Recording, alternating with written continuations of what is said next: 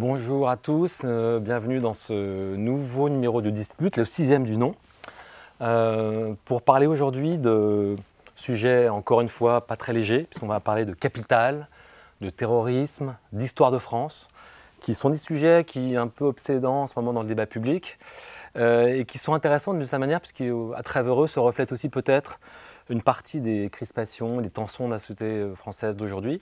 Et donc ces trois livres-là nous semblent importants, en tout cas à discuter. Le livre de Patrick Boucheron, Histoire mondiale de la France, de Patrick Boucheron, sous la direction de Patrick Boucheron, parce que c'est une centaine d'historiens qui ont travaillé sur cette somme impressionnante, Paris au seuil. Nous parlerons aussi du livre de Jean-Claude Michéa, dans un autre genre, Notre ennemi le capital, paru chez Climat, chez Flammarion. Et enfin, troisième livre au menu du jour, David Thompson, une enquête qui s'appelle Les Revenants, paru au Seuil et Les Jours, le site internet nouveau. Pour parler de tous ces sujets, nous avons nos revenants de journalisme d'idées, enfin des revenants, même des combattants, on pourrait dire. Catherine Cocchio, universitaire à Paris Diderot, Laurent Bouvet, à la Fondation Jean Jaurès, Jean Rocasselli du site Slate et Emmanuel Lemieux du site desinfluences.fr. Je disais qu'on était sur des trois sujets quand même assez, importants dans le débat public, qui sont d'ailleurs chacun d'une certaine manière mêlés à des controverses, à la fois, j'allais dire, politiques et d'une certaine manière même intellectuelles. Le bouquin de Patrick Boucheron, sur lequel on va peut-être commencer à discuter aujourd'hui, d'une certaine manière en est un exemple assez édifiant, puisque, bon, d'abord, première chose à dire, ce livre est un succès de librairie assez impressionnant, puisque il a été réédité plusieurs fois, il rencontre un succès, un public assez étonnant, parce que ce n'est pas un livre non plus très facile, c'est quand même une grosse somme, et je crois qu'il n'y a pas beaucoup de livres d'histoire contemporaine depuis peut-être Les lieux de mémoire de Pierre Nora, je n'en vois pas d'autres qui ont eu autant de succès, et donc c'est intéressant aussi de le prendre un peu comme tel, d'autant plus que ce livre se veut aussi, d'une certaine manière, dans le champ scientifique, un livre, j'allais dire, de combat, opposé d'une certaine manière à ce qu'on appelle le roman national, à une histoire de France un peu mythifiée, puisque Patrick Boucheron et ses auteurs revendiquent l'idée de proposer une histoire de France ouverte, élargie, décentrée, comme ils disent. Et on voit bien que ce livre a suscité beaucoup de querelles, déjà, depuis à peu près un mois. Et d'une certaine manière, il est, je pense, à la fois symptomatique d'un renouvellement du récit historique et aussi des querelles que l'histoire de France, d'une certaine manière, continue à susciter dans le débat public. Catherine, est-ce que cette somme, qui est quand même, j'allais dire, encore conséquente, parce qu'elle fait quand même, je ne sais plus combien de pages, mais impressionnante, enfin, plus de 800, vous a intéressé? Plus qu'intéressée, oui. Moi j'étais même impatiente de voir, découvrir, parce que je m'imaginais qu'il y aurait une forme nouvelle, parce que je pense que la recherche de l'écriture, la forme d'écriture chez Boucheron est très importante. Et puis je vois son œuvre un peu comme une variation de réflexion sur l'idée de monde, en fait, et plus précisément encore sur l'inquiétude d'être au monde pour un historien. C'est une formule d'ailleurs qui reprend à Camille de Toledo dans un de ses ouvrages, je me souviens. Et voilà, c'est comme ça aussi que j'ai lu le gros livre qu'il avait dirigé sur Histoire du monde au XVe siècle, qui avait paru en 2009, où il y avait aussi Yann Potin d'ailleurs, où il évoquait, donc le livre visait un effort de compréhension de ce qu'il appelait l'invention en fait du monde, pour rendre pensable le geste de Christophe Colomb en le replaçant dans une dynamique globale de connexion des espaces, des savoirs du monde. C'est lui qui s'est lancé dans le grand colloque, a organisé le grand colloque sur les migrations tout récemment au Collège de France aussi, qui voulait replacer le phénomène de la migration contemporaine dans le temps long avec une dimension anthropologique. C'est un colloque vraiment très très passionnant. Et voilà, donc c'est une espèce de version française de la World History, et justement très à la française quand même, parce qu'il y a quelque chose de très français aussi. Oui, ce qui est important de préciser, je ne l'ai pas dit, c'est quand même un livre, j'allais dire, difficile, mais en même temps accessible dans le sens où il respecte des règles extrêmement académiques qui sont des dates et une chronologie. Les grandes dates canoniques, même. Il joue sur le canonique, on peut dire. Voilà. Oui, vraiment. Mais en déplaçant un petit peu quand même ces dates elles-mêmes, il déplace systématiquement, à la fois, il vise un dépaysement de l'émotion notion d'appartenance et en même temps des effets de proximité nouveaux. Donc il y a à la fois les grandes dates, Vercingétorix, enfin toutes les grandes, la Révolution française évidemment, et puis des dates beaucoup plus improbables. Hein, le voyageur d'un tailleur de pierre en Suède en 1285. Un procès lié à la présence d'un esclave à Pamiers en 1446, la naissance de Saint-Louis à Carthage en 1272, etc. Donc il y a des effets de surprise qui sont ménagés. Et moi je vois ça, cette manière de faire, hein, et puis aussi de vouloir faire à la fois quelque chose de savant et d'engagé et d'accessible à travers cette succession de très courtes narrations. Et puis cette forme d'éphéméride, hein, c'est une réponse aussi aimable, je dirais presque, à ce que peut avoir d'agressif la provincialisation de l'Europe, le projet de provincialisation de l'Europe qu'on trouve dans les études postcoloniales chez Chakravorty et autres. Donc, mais sans renoncer à déconstruire la grammaire des civilisations, les hiérarchies et aussi les périodisations usuelles. Et donc c'est ce mélange-là, en fait, hein, d'américanisation quand même d'une forme de modèle historiographique et d'expression très française. Alors en fait, réécrire l'histoire de la France à l'échelle mondiale, c'est quelque chose qui a été fait tout récemment aux États-Unis dans le domaine littéraire. Il y a un livre qui est apparu qui s'appelait French Global, dirigé par Suzanne Suleiman et Christy McDonald, qui sont profs à Harvard, et mais ça venait des États-Unis. Hein, et c'est d'ailleurs aux États-Unis aussi qu'avait paru le livre de Thomas Bender, dont Boucheron se réclame dans la préface ici, hein, l'Amérique, une nation parmi des nations. Voilà, donc moi je trouve que c'est un livre très bienvenu, ouvert, hein, donc il fait relire l'histoire de France en l'enrichissant, en l'élargissant considérablement. Et j'ai trouvé la polémique principale lancée par Finkielkraut, hein, cette tribune hostile, par les bréviaires de la bien-pensance et de la soumission, comme une espèce vraiment de signe de la continuation, pour moi, d'une dégringolade, en fait, qui fait ressembler de plus en plus à ce que dit Zemmour, quoi, sur le... Bon, bref. Et je suis plutôt, moi, sensible à la question aussi dans cette concession très ostentatoire au grand public, hein, dans l'éphéméride, le petit récit court. Les petites intrigues, comme ils disent. Voilà, il y a vraiment un geste qui se répète et qui prend un tour collectif et presque massif, parce qu'ils sont quand même 122 historiens, à vouloir refuser en fait un certain, je dirais pas sérieux du travail historien, mais un certain style du sérieux, style de gravité, style de sérieux, ce qu'il appelle, il ne faut pas que les historiens deviennent les professionnels du désenchantement. Et tout cela se mêle à une affirmation presque une revendication de joie, en fait. Il parle de polyphonie joyeuse, etc. Et à la fois, je trouve ça tout à fait convaincant et bienvenu, là encore. Hein. C'est pas une histoire doctrinaire, c'est pas une contre-histoire, c'est un désir d'écrire autrement l'histoire. Patrick Boucheron tient à au fait que ça ne soit pas une contre-histoire. C'est pas doctrinaire. Hein.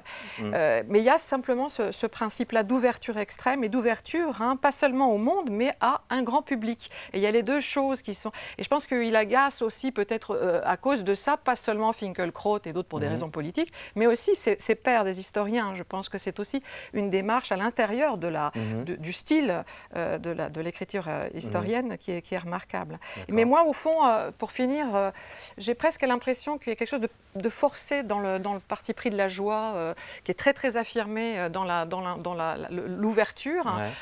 C'est vrai qu'on a beaucoup besoin de ça, mais je vois là une espèce de gai savoir de l'historien presque forcé.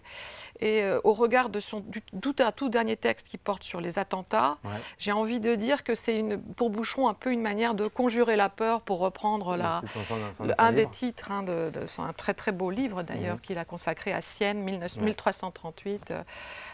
338, donc 10 ans avant la Grande Peste, quoi. Donc, récemment, il faisait une conférence à Misidé où il nous expliquait que l'histoire n'est pas désespérante. Il y a vraiment l'idée aussi de défendre une vision de l'histoire. Oui, absolument, c'est un credo très fort. Laurent Bouvet, est-ce que ce livre vous a intéressé? Est-ce que vous comprenez les polémiques qu'il a pu susciter dans le champ des historiens? Les polémiques, à la limite, c'est ce qui fait aussi aujourd'hui un peu l'intérêt médiatique pour un livre, je crois. Bon, c'est pas pour ça qu'il marche bien, mais ça participe aussi un petit peu. Bon, les polémiques, elles étaient presque attendues et elles sont assez secondaires. C'est un livre, la grande qualité de ce livre, c'est que c'est un livre que dans toutes les familles, chez tout le monde en France, on peut avoir ce livre comme un livre d'histoire. C'est pour ça qu'il a du succès. Dans un gros livre comme ça, je crois que les gens aussi aiment bien avoir des gros livres où ils peuvent aller lire, picorer. Ça ne se lit pas d'un coup, hein, évidemment. On peut aller picorer, on peut... Voilà. Donc c'est pour toutes les qualités qui ont été dites, vraiment un travail tout à fait exceptionnel par Patrick Boucheron qui s'impose de plus en plus comme un grand historien. Et je dirais, moi c'est ça qui compte pour moi, un grand historien public. À la manière dont on a vu les grands historiens, les Fernand Braudel, on a cité tout à l'heure les lieux de mémoire, mais aussi Jacques Le Goff, etc., les grands historiens de l'école des Annales, etc., il devient un grand historien public. Et ça, c'est très important. Il n'est pas dans son laboratoire tout seul avec ses pairs en train de discuter sur un point d'historiographie. Bon, ça, c'est passionnant, mais enfin, là, il donne... Bien sûr. Il a fait le choix de participer au débat public de manière... Il donne à voir l'histoire, il prend des positions, peut être d'ailleurs sur ses positions politiques, pas toujours d'accord, peu importe. En tout cas, il a ce mérite. C'est un intellectuel public, au sens... J'aime bien cette expression qui vient des États-Unis, intellectuel public, et c'est bien. Alors, évidemment, il y a une centaine de participants à ce livre. C'est un ouvrage collectif, donc il y a des... Moi, je n'ai pas tout lu, hein, mais dans ce que j'ai lu, j'en ai lu quand même, je crois, une bonne vingtaine de dates. Bon, il y a des niveaux différents de vulgarisation. C'est-à-dire qu'il y a certaines dates où il faut quand même connaître déjà un petit peu pour être capable d'apprécier le décalage. C'est-à-dire que... Et là, ça nous ramène sur le débat, le débat sur le roman national, le récit. C'est-à-dire que c'est un livre... Et on sent des historiens, notamment de la nouvelle génération. Moi, je connais Pierre Singaravello, je l'ai même eu comme étudiant quand il était à Sciences Po, donc vous voyez. Ils ont quand même une bonne connaissance de l'histoire de France au sens classique, c'est-à-dire que celle qu'on déconstruit volontairement parce qu'on la trouve trop de surplomb, etc., idéologisée. Bon, on sent quand même qu'il faut bien maîtriser ça et bien connaître effectivement des éléments pour pouvoir décaler. Hein, et donc, c'est parfois, je pense, un petit peu ardu. Il y a des fois, c'est plus facile, d'autres fois plus ardu. Et moi, alors là s'il y a une critique vraiment que je ferai au livre, c'est que la dernière partie, la partie post-Seconde Guerre mondiale, hein, post-45, on perd un petit peu la qualité sur les dates elles-mêmes. C'est-à-dire qu'on a, alors 1961, c'est les damnés de Frantz Fanon. On a des éléments comme ça, je les prends au fur et à mesure, 1962, le nouvel ordre mondial, il n'est pas question de la crise des missiles de Cuba, etc. Donc on perd, parce qu'on est dans une histoire, et c'est aussi un signe que la France n'est plus complètement au cœur de l'histoire. C'est très intéressant. Ils mettent en exergue du livre la formule de Michel Michelet, ce ne serait pas trop de l'histoire du monde pour expliquer la France. Exactement. Et là, on sent que la France est devenue moins importante, etc. Donc, on sent que toute la dernière partie, depuis 1945, les dates sont moins des dates de l'histoire de France. Que de l'histoire mondiale à laquelle la France va participer, bon, etc. Alors que jusque-là, on a des grandes dates de l'histoire de France. On a aussi la grotte de Chauvet au début. Donc on est aussi avant l'histoire de France, évidemment, puisqu'il y a voilà. Mais je trouve que c'est un très bon livre, vraiment un livre pour tous. Voilà, c'est l'histoire pour tous, et ça, c'est une qualité qu'on ne trouve plus beaucoup dans l'histoire.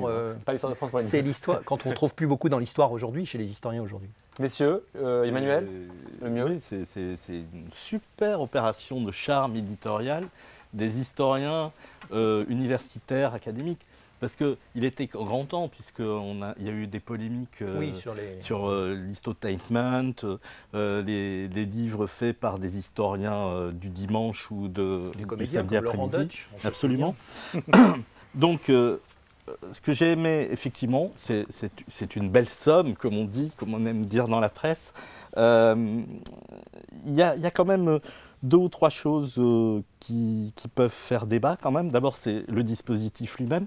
Ok, ça se lit comme un album, hein. C'est un kaléidoscope de dates. Je ne suis pas forcément convaincu par le dispositif narratif, en fait. On a une centaine d'historiens, comme tu l'as dit très justement, qui sont quand même, qui ont des parcours, des opinions et surtout des talents narratifs très différents. Donc, effectivement, dans ce genre d'exercice collectif, il y a des dates qu'on passe parce qu'elles sont traité de manière très ennuyeuse, finalement, pour le lecteur profane que je suis, en tout cas. Ouais.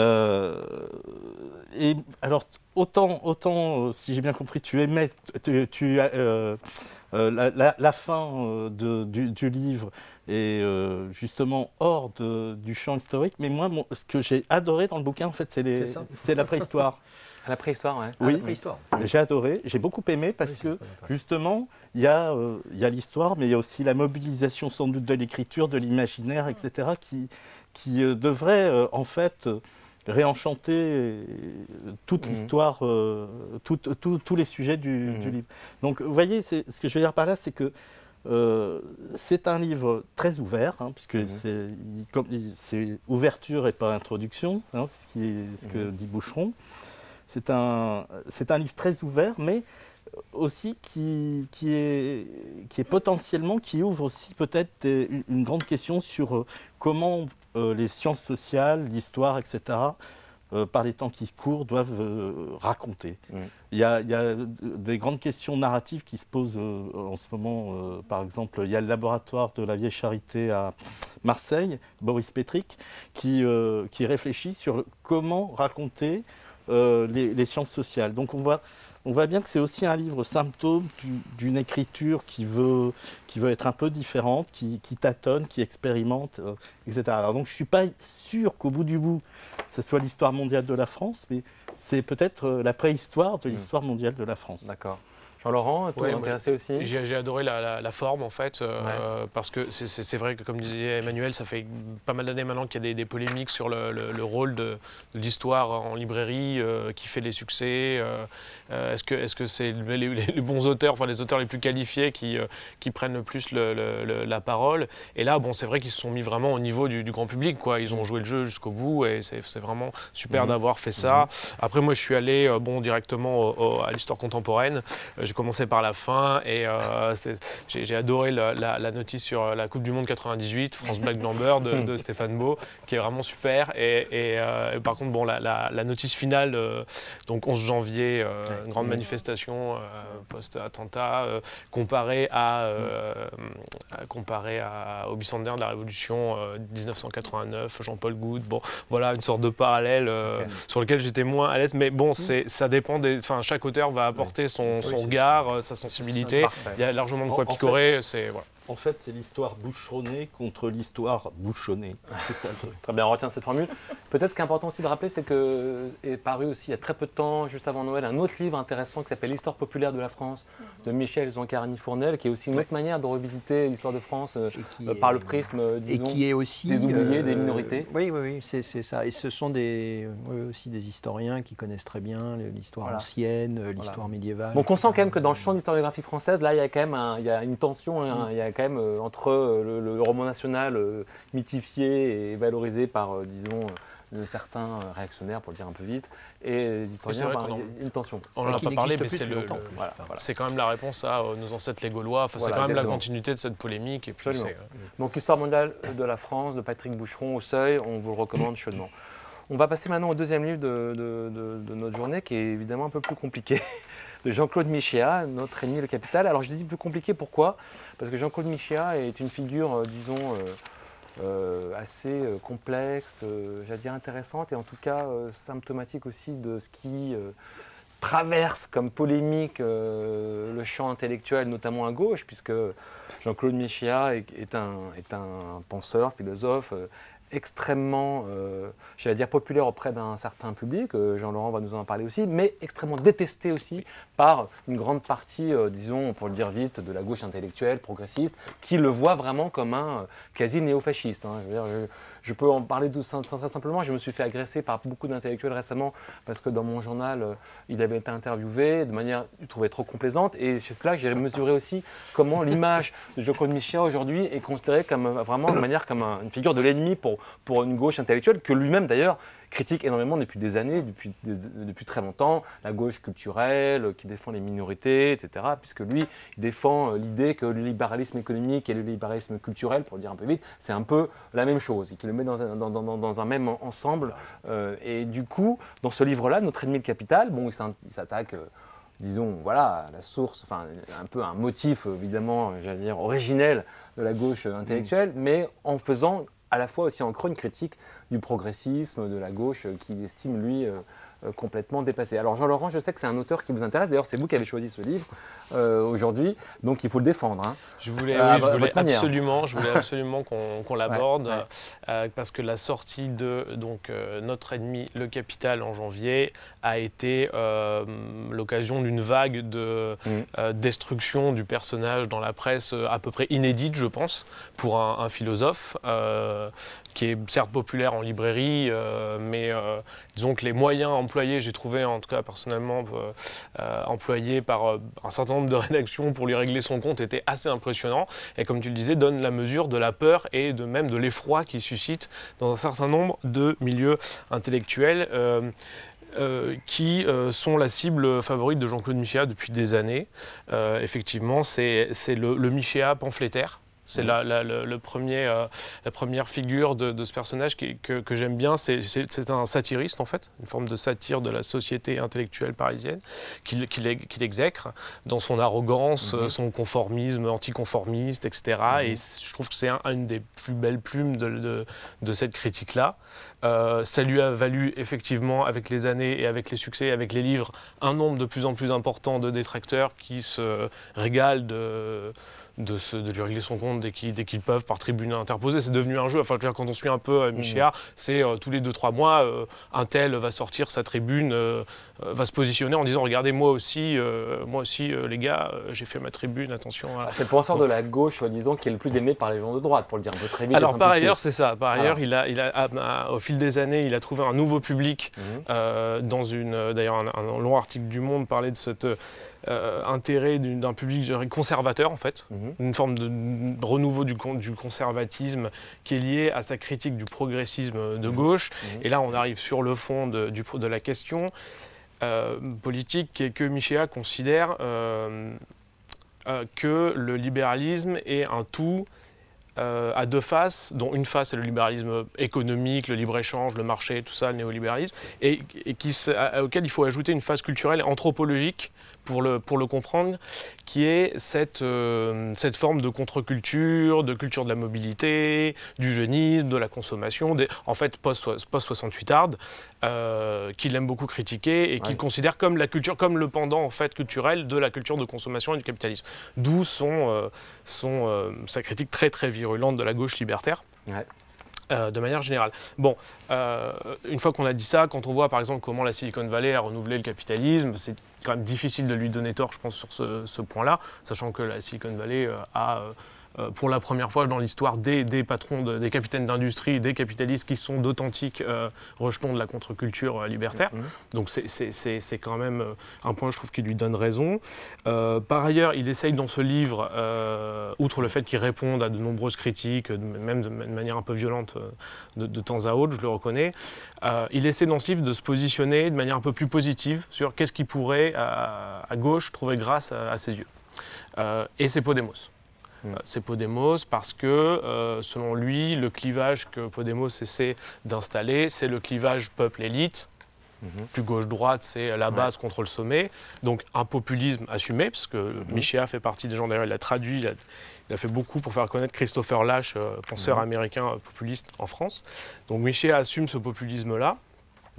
Et cette forme de clivage qui dépasse la logique du... comment dire, camp de la société ouverte contre la société fermée, du progressisme contre la réaction, etc. Donc voilà, on déplace le clivage et là, bon, il y a quelque chose enfin à gauche qui trouve grâce à ses yeux. Ce n'était pas le cas depuis un moment, donc c'est une bonne nouvelle. Voilà, après, chacun a... Bon, Laurent, ça vous intéresse, le Michéa, je pense. Oui, le Michéa, moi je le suis, je le lis depuis non, peut-être pas le début, parce que je ne sais pas exactement, mais enfin depuis très très longtemps.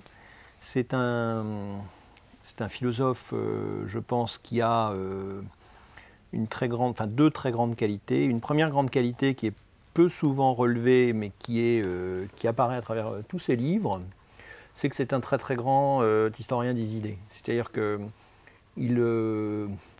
connaît très bien l'histoire de la philosophie politique en particulier, un peu au-delà d'ailleurs de la philosophie politique, il a une formation philosophique. Est-ce que dire ce que dispositif... Hayek et Foucault, c'est pour lui la même chose? Pour vous, c'est le signe d'une compréhension? Alors il ne dit pas que c'est la même chose. Un peu. Enfin, il associe quand même Hayek et Foucault Il comme une sorte Hayek de... implique Foucault qui implique Hayek. Voilà, c'est ça, il associe dans l'histoire de la pensée libérale au sens d'une histoire de la modernité qui aurait été pris en charge par le libéralisme depuis le XVIIe siècle. Il associe effectivement les auteurs et voit des filiations, pas seulement entre Hayek et Foucault, mais effectivement depuis Locke et Adam Smith. Il fait bien la filiation aussi entre Smith et Marx et la critique qu'appuie Marx sur les outils forgés par Adam Smith et les premiers classiques, etc. Pas forcément dans ce livre-là, mais enfin dans ces livres. Et on le voit dans ces fameuses scolies, puisqu'il écrit avec ce mécanisme, ce système des scolies, des questions et des scolies. Et il fait des passages sur l'histoire des idées qui sont, qui témoignent d'une lecture extrêmement approfondie, originale. La deuxième grande qualité, c'est effectivement l'originalité de son positionnement et de sa manière de participer au débat public et intellectuel, sans concession, avec effectivement des oppositions très fortes qu'il assume, ce qui n'est pas toujours le cas, en particulier aujourd'hui dans la gauche intellectuelle, où il y a une sorte de... On pourrait parler presque de doxade, c'est-à-dire d'opinion générale, il ne faut surtout pas en sortir parce qu'il y a des carrières qui sont en jeu, etc. On le voit bien dans le monde académique. Là, je peux vous en parler longuement. Tout le monde se tient quand même à ses quoi, il faut bien être dans la norme, etc. Lui, comme il est en dehors du monde académique, on peut le comparer un peu de ce point de vue-là à un Christophe Guilly chez les géographes. C'est des gens en dehors qui n'aiment pas le monde académique, qui le leur rend bien. Qui partagent tous les deux un peu qui partagent un certain nombre de... Michel l'a fait venir d'ailleurs chez... Oui, enfin on va pas rentrer dans... Et vous aussi, l'insécurité culturelle, c'est un des thèmes. Oui, enfin, moi je veux bien vous donner mon point de vue. Simplement, moi je ne suis pas... après, sur le plan politique, totalement, même pas du tout aligné avec Jean-Claude Michéa. Donc après, on peut parler de manière un peu sérieuse de ce qu'il nous dit. La matrice libéralisme économique, libéralisme culturel est en effet une très bonne matrice parce que dans l'histoire du libéralisme, contrairement à ce qu'on pense en France, on n'a pas du tout cette vision. On n'appelle pas libéralisme culturel. Pour les Français, ça n'existe pas, c'est pas le libéralisme. Et comme moi, c'est la droite. J'en ai discuté avec des marxistes, etc. Et c'est inconcevable, c'est un truc, c'est américain. Ils pensent que c'est américain. Bon. En fait, non. L'histoire mondiale du libéralisme fait qu'effectivement, le libéralisme, c'est une philosophie d'ensemble qui s'est d'ailleurs idéologisée dans la lutte contre le totalitarisme au XXe siècle. Ça, c'est une matrice importante aussi sous-jacente de Michéa. Et cette idéologisation a produit effectivement, dans la sortie du totalitarisme dans les années 70, une forme idéologique très forte, mais c'était déjà ce qu'expliquait Claude Lefort dans son fameux texte sur l'ère de l'idéologie, une idéologie de la fin des idéologies. Une idéologie qui ne dit pas son nom, mais qui est l'idéologie qui s'impose, qui est le cercle de la raison, qui empêche tous ceux qui seraient contre de se penser dans la raison, qui est la raison des modernes. Donc là, il y a quelque chose de très fort chez Michéa. Après, en fait, pour moi, du point de vue de la philosophie politique, c'est un proudhonien. Oui, d'ailleurs, c'est un auteur qui le cite souvent. C'est un proudono-orwellien, si vous voulez. C'est-à-dire que je pense que c'est les deux auteurs fondamentaux pour lui. C'est-à-dire qu'il a cette forme d'anarchisme, l'anarchisme Tory, comme disait à propos d'Orwell, dans la biographie célèbre de Bernard Crick sur Orwell, l'anarchiste Tory, c'est-à-dire c'est le type qui ne veut pas de la domination, quelle qu'elle soit, qui refuse la domination, que ce soit celle de l'État ou celle du capital. Donc il n'est pas du tout dans le communisme, il n'accepte pas le marxisme jusqu'au bout, etc. Et en même temps, il a, sur les questions de société, sur la conservation de la société, dans ce qui reprend souvent de Orwell, la décence ordinaire, il a cette idée qu'il y a une vérité dans le comportement non pas du peuple au sens général, parce qu'il ne se fait pas d'illusions sur le peuple. Dans son dialogue, il avait fait un livre de dialogue intéressant, avec Jacques Julliard, là, il y a quelques années, qui était très très bien, où Julliard le pousse un peu dans ses retranchements, et Michel disait, oui, bon, d'accord, mais le peuple n'a pas toujours raison, etc. Donc il ne faut pas lui faire ce procès, je crois que c'est un peu idiot. Mais dans la vérité des gens de peu, des gens qui vivent au jour le jour, qui sont aujourd'hui dans la difficulté. Alors on peut reprendre après Guilly, le périurbain, je ne sais pas, il n'y a pas que ça, mais des gens qui ont une vérité du rapport à la réalité, quoi. Voilà, c'est ça. La vérité se trouve plus dans le rapport à la réalité que dans le ciel des idées. Et ça, c'est quelque chose de passionnant. Après, sur les dispositifs politiques, sur ces critiques, sur un certain nombre d'éléments, on pourrait faire une critique pendant des heures de ce livre, et je vous dirais pourquoi je ne participerai pas avec lui à la mise en place d'un régime selon les idées qu'il proposerait. Vous voyez, ça c'est autre chose. Mais il faut bien faire cette distinction. Je crois qu'on ne la fait pas assez, et tout le monde l'attaque un petit peu, comme on fait aujourd'hui beaucoup dans le débat public, un petit peu dans un foutoir général où ce qui compte, c'est de dire du mal de Michéa ou d'en dire du bien, je ne sais pas. Catherine, qu'est-ce que vous en dites? Je crois qu'il faut être beaucoup plus moi, composé. j'ai pas envie d'en dire ni du bien ni du mal. Je dois dire, j'ai eu du mal à lire ce livre parce que je trouve c'est pas un livre pour moi. Enfin, je pense que c'est quelqu'un qu'il faut plutôt entendre parler que lire. Je trouve que c'est... Le problème, c'est qu'on l'entend pas beaucoup parce qu'il est assez discret. Oui, justement, il se fait... Mais je pense que ce que je veux dire plutôt, c'est que c'est un livre qui évoque la parole orale et pas du tout des dispositifs d'écriture. C'est ce qui le rend, si on verra, c'est ce qui le rend quand même intéressant. C'est ce qui a fait son succès, c'est son style, quoi, avant tout. Bah oui, mais alors ça veut dire que j'aime pas son style. Alors, moi, ce qui me dérange énormément, c'est que enfin, je devrais d'abord dire ce qui m'a intéressé au fond, parce que pour des raisons que vient d'évoquer Laurent Bouvet, ces références, au fond, j'en partage beaucoup. Proudhon, Orwell, pourquoi pas, Rosa Luxembourg, il y a aussi Lafargue, etc. Et puis Podemos, au fond. Mais s'il faut en arriver à des fondements théoriques ou anthropologiques pour cette pensée politique du bas contre le haut, c'est plutôt Chantal Mouffe que je trouverais plus intéressante. On avait d'ailleurs discuté sur le populisme de gauche. Voilà. Mais c'est ça, pourquoi pas un populisme de gauche? En effet, je trouve ça une idée forte, importante aujourd'hui.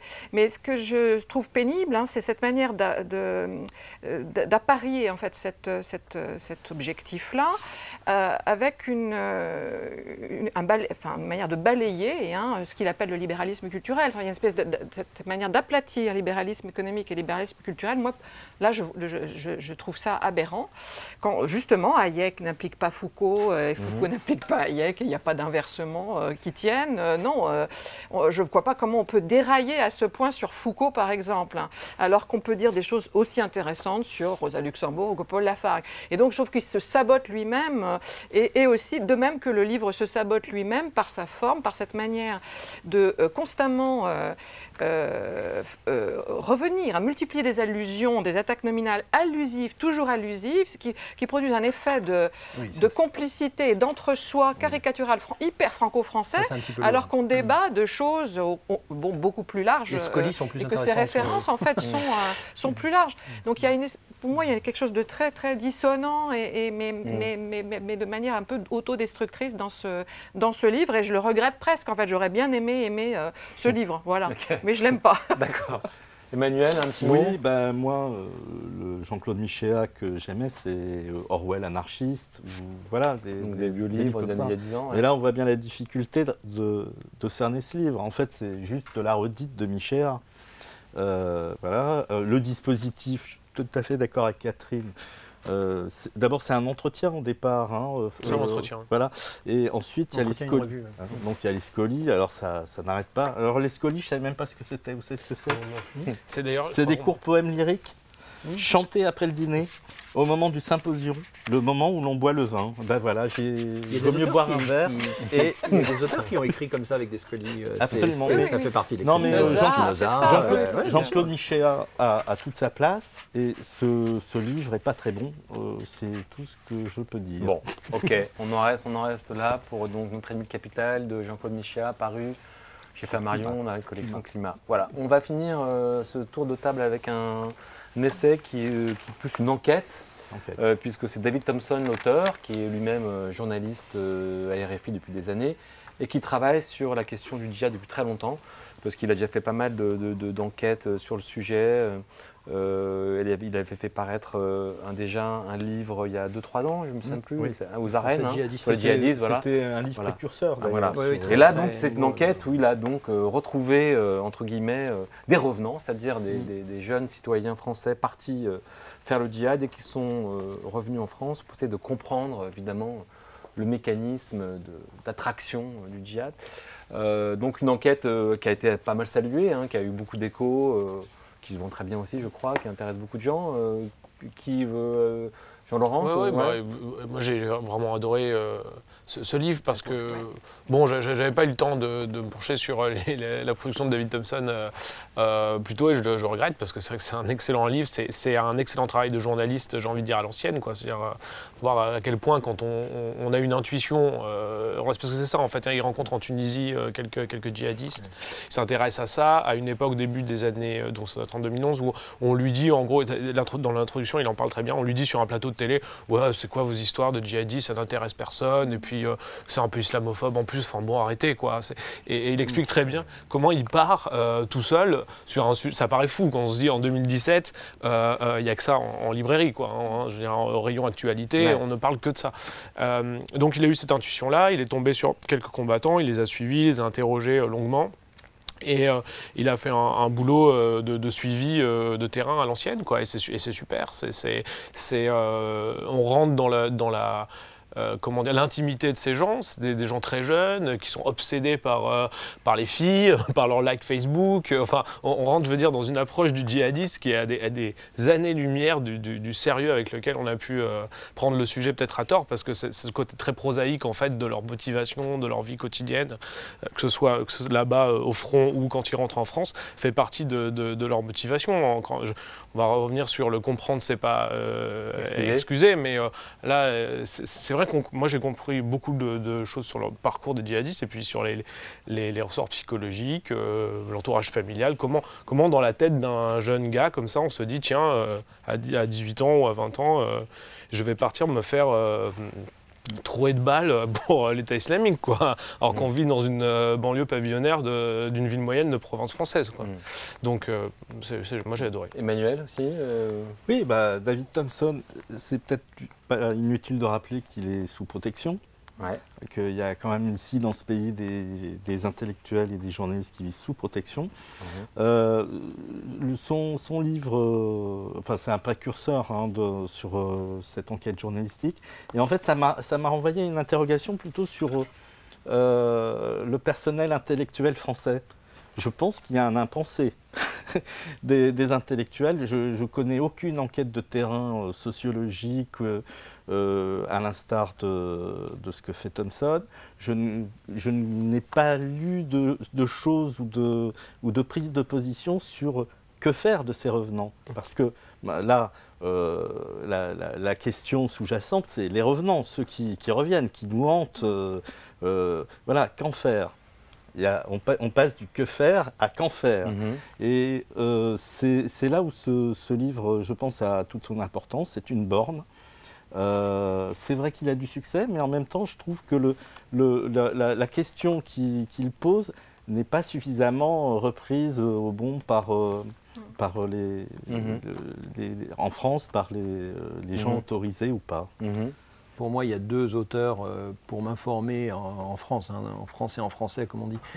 Sur le sujet, il y a David Thompson et Gilles Kepel, qui sont les deux sources auxquelles je m'informe sur ces sujets, auxquels je fais confiance en France. Après, Olivier Roy, par exemple ? Moins Olivier Roy, pour des raisons... parce que je l'ai commencé à le lire il y a très longtemps. Olivier Roy est connu, d'ailleurs, discuté aussi un peu avec lui. Je pense que c'est un bon spécialiste de l'Afghanistan, du Pakistan, etc. Mais sur le Moyen-Orient, c'est moins son... Bon, enfin... Il y a pas entre Burgas. Que ce soit Kepel ou Roy, ils répondent pas à la question. Non, mais on parle pas de... Parlons de David Thompson, on lui doit parce que c'est un très très bon livre, de parler de son livre. C'est un excellent livre, un travail classique de journaliste, etc. Et ce qui moi, pour aller vite, ce qui me frappe dans son livre, c'est l'impossibilité de réduire la causalité du djihad. Pourquoi des jeunes décident à un moment donné de faire quelque chose de totalement fou, d'aller se battre pour une religion, une vision complètement folle de cette religion, comme ça. Et ça nous dit énormément sur aussi, moi je le vois par rapport à nos sciences sociales, puisque lui c'est un journaliste, c'est pas du tout un sociologue. Et on voit que, et là je rejoindrai ce que disait Emmanuel, c'est qu'il y a une absence des sciences sociales. C'est-à-dire que ces enquêtes elle pourrait être faite par des sociologues. Au lieu simplement de toujours une sociologie qui va en banlieue, qui demande aux jeunes de banlieue ce qu'ils pensent, et puis on est content de savoir ce qu'ils pensent, etc. Je veux dire, sur le voile, alors on découvre que toutes les filles qui portent le voile aiment porter le voile. Bon, en fait, c'est plus compliqué que ça, on voit bien que la sociologie nous dit que ça, c'est pas un problème. Bon, voilà, on n'a pas au moins en France, dans les sciences sociales françaises, on n'a pas ça. Et là, c'est un journaliste qui nous le produit. Et c'est beaucoup plus important et beaucoup plus intéressant que bien des livres de sociologie sur ces questions, etc. Je ne citerai pas de nom pour évidemment pas être trop désagréable. Mais là, on a de l'information. On a des données et on comprend. On n'excuse pas, ce n'est pas évidemment la question, mais on comprend des choses. On comprend d'abord que ce n'est pas une sociologie de la misère, le djihad, contrairement à ce que peuvent nous raconter certains. C'est que la question sociale ne mange pas tout, qu'il y a effectivement un certain nombre d'autres questions, qui peuvent être des questions d'identité culturelle, bien sûr, mais qui peuvent être aussi des questions je dirais, moi j'appellerais ça comme ça, de bêtises. C'est-à-dire des jeunes qui sont... c'est aussi tout l'échec du système scolaire derrière, c'est aussi notre échec collectif, l'échec d'un pays qui n'a pas été capable de donner à ces jeunes autre chose comme possibilité de rêver que justement combien je vais faire de likes, est-ce que mon compte Instagram, on va me voir, etc. Enfin, et là, on a quelque chose qui nous dit beaucoup sur la société française, parce que ces djihadistes, ils nous disent beaucoup sur la société française. Chaque société a les siens, c'est pas la question, mais il y a quand même des sociétés... on a beaucoup parlé de la Belgique à un moment avec les attentats, la France, où il y a quand même des choses qui se jouent, et on voit bien, il y a certaines villes qui sont particulièrement touchées. Ça, c'est intéressant aussi. Alors bon, c'est pas le sujet du livre, mais là aussi, sur Lunel, Trappes, il y a on voit qu'il y a des lieux, voilà. Et là, moi, j'aimerais soit des enquêtes journalistiques, soit des enquêtes plus approfondies de ce sociologue, qu'on m'explique pourquoi à Trappes ou à Lunel, il y a plus de djihadistes qu'ailleurs, etc. Voilà. Et puis il y a une question sous-jacente encore, parce qu'effectivement, il y a beaucoup de causes que vous énoncez, mais il y en a une qui est, je trouve, qui rend perplexe, c'est le djihad de conviction. Il y a aussi des gens qui y croient et qui reviennent en France, qui sont extrêmement déçus de ce qu'ils ont vécu ils ont trouvé au Cham, ça un peu... et qui reviennent ici, mais en disant, en n'étant pas plus satisfaits, ni repentis, ni déradicalisés. Ils trouvent que là-bas, c'est pas assez... C'est ça le plus intéressant pour moi du livre. Ouais.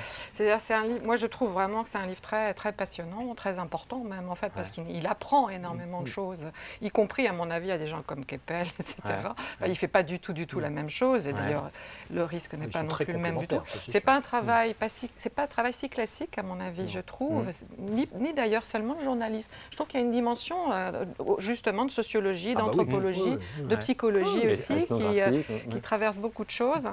Et c'est ça qui fait aussi la valeur du livre. La conclusion, le texte court qu'il donne en conclusion, il reprend toutes les données qu'il a égrenées sous la forme de récits.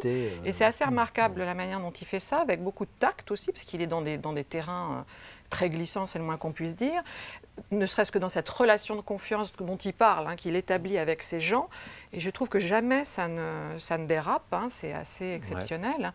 Et moi, ce que j'ai trouvé très intéressant, c'est la manière justement dont il nous oblige à prendre au sérieux, quand même, malgré le LOL djihad, malgré le selfie.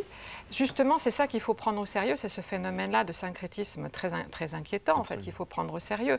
Et prendre au sérieux aussi, justement, la dimension de conviction religieuse, en fait, qui montre qu'il y a, en effet, un ennui ou un vide spirituel, je crois que même qu'il utilise ce terme-là à un moment, qui est comblé par cette chose-là. Il y a une révolte radicale qui s'islamise et qui aurait pris une autre tournure à un autre moment, mais qui là ça, c'est la thèse d'Olivier Roy, pour le coup. Oui, alors il y a des moments, mais c'est pas exactement, il dit pas la même chose qu'Olivier Roy, précisément.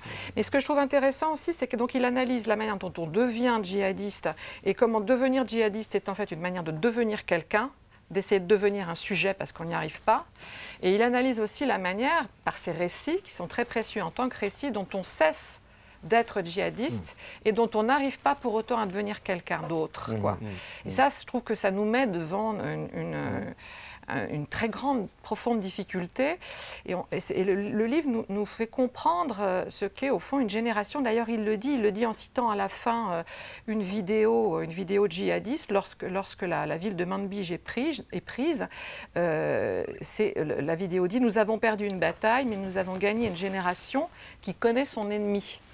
Voilà, qu'est-ce que c'est que cette génération qui connaît son ennemi, même si elle cesse d'aller se battre en Syrie ou de faire des attentats, ou en tout cas, même si elle se met dans la clandestinité. Donc pour moi, c'est un livre important qu'il faudrait arriver en effet à prolonger avec d'autres études. Et ce qui m'a aussi d'abord, il y a plusieurs choses aussi fascinantes, la manière dont il analyse, la manière comment une culture de la cité, comme il dit, se transpose, en fait, ne disparaît pas dans ce processus d'islamisation, mais se traduit. Ça aussi, c'est très étrange.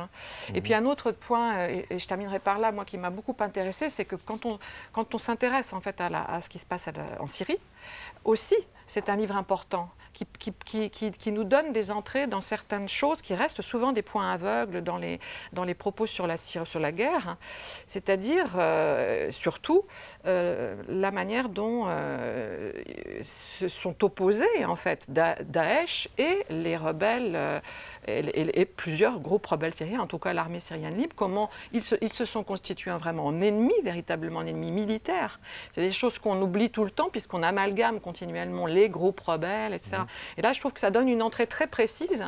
Et d'ailleurs, il est très clair, je l'ai entendu parler par ailleurs, sur ce qui se passe du point de vue du régime de Damas. Et là, il est extrêmement critique envers Bachar el-Assad. Donc je trouve qu'il a une position qui, au plan politique comme au plan de l'entrée méthodologique dans son sujet, vraiment intéressante et précieuse. Ok, donc on est tous d'accord, j'ai l'impression qu'on recommande chaudement ce livre, Les Revenants de David Thompson, paru donc au Seuil et au Jour. Merci beaucoup. On va passer à nos petits coups de cœur, rituels oblige. Alors moi, je vous conseille un livre qui s'appelle La Nuit, Vivre sans témoin de Michael Fossel, paru aux éditions Autrement. Michael Fossel est un philosophe un peu, disons en ce moment, qui est en train de déployer une œuvre assez importante. Et il réfléchit à la nuit comme expérience précisément inédite, nouvelle, essaie de la comprendre conceptuellement. Il essaye de la comprendre à la fois comme clubbeur, comme noctambule, mais surtout comme philosophe. Et en essayant de comprendre que finalement, le propos de la nuit, c'est que précisément, on vit sans témoin, sans être surveillé, sans être observé. Et que de ce point de vue-là, une expérience alternative surgit qui peut avoir même des effets politiques. C'est vraiment un très beau livre, La Nuit, aux éditions Autrement. Jean-Laurent, qu'est-ce que tu alors j'ai ramené donc Guy Standing, Le précariat, les dangers d'une nouvelle classe, édition de l'Opportun, donc c'est la première fois qu'il est traduit, que ce livre est traduit en français. Il a eu énormément de succès, déjà traduit en 19 langues. Donc Guy Standing a inventé ce terme de précariat pour désigner la nouvelle classe, plutôt le nouveau groupe social qui vient après le salariat. Et c'est une réflexion politique sur d'où vient cette classe, quelles sont ses aspirations, pour qui elle vote. Une partie plutôt ancienne est celle qui vote pour tous les partis populistes parce qu'elle regrette l'ancien salariat. La partie plus jeune est celle qui manifeste sur les places parce qu'elle pense à une société peut-être du post-travail. Donc voilà, il y a plusieurs précariats, ils ne sont pas tous d'accord, ils ne vont pas tous voter de la même manière. C'est vraiment intéressant à lire dans la perspective de l'élection qui vient. Très bien, surtout que c'est vrai que c'est une vraie question. Je pensais que c'était Clémentine Autain qui avait inventé l'expression précaria, moi. Peut-être qu'ils ont plusieurs. Emmanuel, quel est moi j'ai deux livres. Deux. Deux. Excusez-moi. Alors, moi j'en aurai un deuxième après alors. Céline Larras, Ok. Annick Durafour, Pierre-André Taguieff. Peut-être un livre à offrir à Mehdi Mekla, le blogueur, parce que justement, il y a quelque chose d'assez intéressant. Ça va lui faire gros quand même, par rapport au tweet. Oui. Il y a quelque chose d'intéressant dans ce travail. Moi, c'est le Taguieff que j'aime. C'est le bûcheur, c'est celui le chasseur longue distance qui rapporte vraiment des informations, des documents de première main, des lectures. J'adore ça. Voilà. Et Céline, le Céline qui dépeint avec Annick Durafour, c'est tout à fait. On est tout à fait dans l'ambiance du grand écrivain et de l'abominable penseur par ailleurs. Ce qui n'est pas tellement un énorme scoop, si je peux me permettre. Non, mais on apprend pas mal de choses déjà de mise au point. Son collaborationnisme effectif, donc voilà. Et puis surtout, Et la manière dont on essaye de... C'est ça aussi, cet aspect que je trouve intéressant, la manière justement de faire avec Céline, après-guerre. Donc avec des gens qui font passer ça au polish du style, et puis en même temps la veuve qui fait tout pour qu'on parle moins de ces pamphlets antisémites. En tout cas, c'est une belle somme. Moi, je trouve que c'est un très très beau... Très belle biographie intellectuelle. C'est chez quel éditeur, rappelez-nous? C'est chez nos amis de Fayard. Chez Fayard. Et vous aviez un deuxième livre alors? Oui, alors je parlais de boire avec Michéa, je boirais avec lui et je lui conseillerais ce livre qui s'appelle Troquet de Paris de Jacques Yonnet. Jacques Yonnet, c'était un philosophe des Inques qui a travaillé pour l'Auvergnat de Paris, ça a l'air de rien, mais n'empêche que pendant toutes les années 50, il a écumé tous les bars, et il en ressort une poésie éblouissante, des anecdotes, une manière d'être et de vivre la ville qui est passionnante. C'est chez L'Échappée. Chez L'Échappée, parfait, merci. Laurent Bouvet, votre coup de Alors moi cœur. j'ai un livre d'une philosophe et psychanalyste qui s'appelle Sabine Procoris. Qui attaque Judith Butler. Donc au bon plaisir des docteurs graves, l'expression de Pascal, à propos de Judith Butler, qui est un livre au PUF, qui est un livre de déconstruction de la déconstruction, donc c'est toujours intéressant de déconstruire les déconstructeurs. Et là, effectivement, c'est un passage au scalpel de l'œuvre de Judith Butler qui en sort effectivement éparpillé façon puce, comme on disait dans les films de Michel Audiard, parce qu'il n'en reste rien. Et pourquoi? Parce que simplement, et c'est ce qu'explique très bien Sabine Procoris, c'est absolument remarquable. Moi je connais évidemment Judith Butler, mais enfin je me suis jamais appesanti sur son œuvre qui est encensé. Gender Trouble, pour dire à nos. De gender, voilà, le trouble dans le genre, son livre fondamental, mais enfin qui est encensé, qui est invité dans tous les départements. Oui, il y a un oubli qui vient de sortir d'elle d'ailleurs. Social, de gender studies, qui est considéré un peu comme un gourou de tout ce qui a renouvelé, soi-disant, le féminisme, etc., mais dont on s'aperçoit en fait d'abord qu'il y a un côté, effectivement, et l'expression docteur grave est remarquable, c'est très bien vu de la part de Sabine Procoris, qu'il y a un côté esprit de sérieux quand même dans tout cela, où on ne rigole pas, où ça devient quand même des choses extrêmement... Et puis en même temps, une pensée qui est extrêmement faible sur le plan de la philosophie, sur le plan de l'argumentation, et surtout, in fine, sur le plan, ce qui est prétendu par tous ces gens qui suivent Butler, de l'opérabilité politique, puisqu'il n'est jamais question dans ce genre de féminisme de, effectivement, l'égalité salariale, d'un certain nombre de conquêtes dans combien il y a de femmes dans les conseils d'administration, quelles peuvent, etc. Et évidemment, là, on s'aperçoit que c'est un féminisme en chambre, un féminisme d'estrade, un féminisme bon pour les départements un peu isolés comme ça, des campus idéalisés américains, mais qui évidemment n'a pas grand sens. Et alors, le problème, c'est, elle en parle un petit peu évidemment, Sabine Procoris, c'est les dommages que ça fait sur notre université et dans notre recherche aujourd'hui. C'est le libéralisme culturel. Surtout ces gender studies qui sont mis un peu à toutes les sauces de manière ridicule, parce qu'il y a des véritables problèmes sur la question de la domination des femmes, sur la liberté des femmes, sur l'égalité homme-femme, qui sont oubliés, qui sont mis de côté parce qu'ils ne correspondent pas à cette forme de déconstruction totale de la pensée dans laquelle est rentrée Judith Butler, comme dans du beurre, pour ne pas faire un mauvais jeu de mots. Très bien. Et Catherine Moi, j'en ai deux aussi, parce que je les lis parallèlement tous les deux en ce moment et je les trouve très importants. Ils portent sur la Syrie, la guerre en Syrie, enfin non, la Syrie d'avant la guerre, justement, d'avant de la veille de la Révolution. Et la Syrie, la Révolution et la transformation de la Révolution en guerre civile. Et alors, ce livre, La Syrie, Anatomie d'une guerre civile, est dirigé par Gilles Doronzoro. Il a travaillé avec deux doctorants. Lui-même, il est sociologue. Il enseigne les sciences politiques à Paris 1.